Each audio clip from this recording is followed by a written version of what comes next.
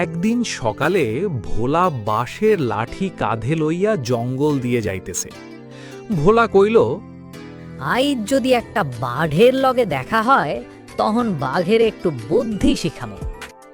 এই কথা শেষ হইতেই ঝোপের ভিতর থেকে একটা মোটা বাঘ বাইর হয়ে কইল, এই বলা শোন, ওরে বাবারে, আইস কাম সারছে, বাঘ আইসকে মুখ কিবেন করে।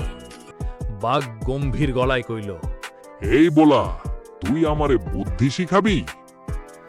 ভোলা একটু ডরাইয়া কইল, শিখামো না কেন, আগে ক তুই স্কুলে কয় ক্লাস পর্যন্ত পড়ছিস?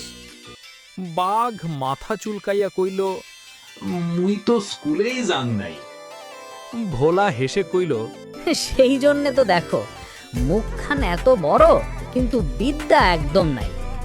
বাঘ লজ্জা পাইয়া কইল, হ তুই ঠিকই কইছস, তুই আমার মাস্টার হ।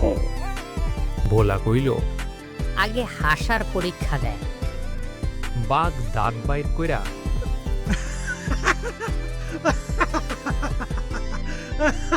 ভোলা কইল, এইটা আবার হাসি নাকি, মনে হয় গরু হাঁচি দিতেছে।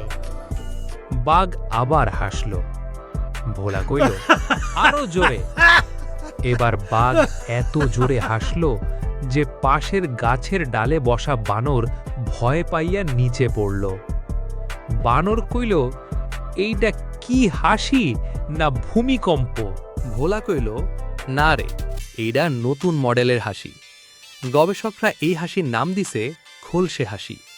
এই কথা শুনে বানরও হাসতে লাগলো। এদিকে এক শিয়াল আইসা কইল, কিরে এত হাসাহাসি কিসে?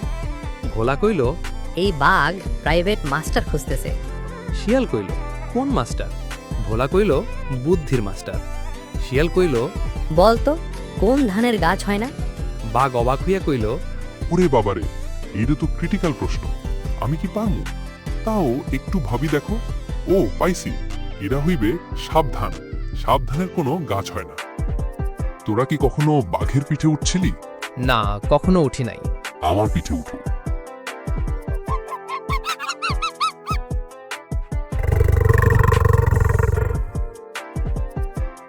এরপর তারা বাঘের পিঠে চড়ে জঙ্গল দেখার উদ্দেশ্যে রওনা দিল।